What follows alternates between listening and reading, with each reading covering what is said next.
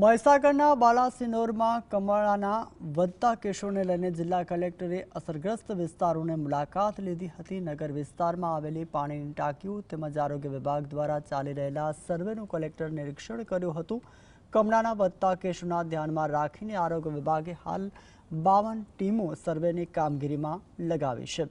December મહિનામાં કમળાના અનેક કેસો નોંધાતા આરોગ્ય વિભાગ સહિત સમગ્ર વહીવટી તંત્ર પણ દોડતું બન્યું છે અને જિલ્લા કક્ષાના આરોગ્ય વિભાગના ડોક્ટરોને પણ વોર્ડ દીઠ મૂકીને સર્વે હાથ ધરવામાં આવ્યો છે।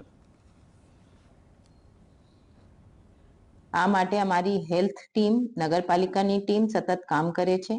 હેલ્થ ટીમના ટોટલ સર્વે 20 કરીબ 15-20 દિવસથી ચાલે છે।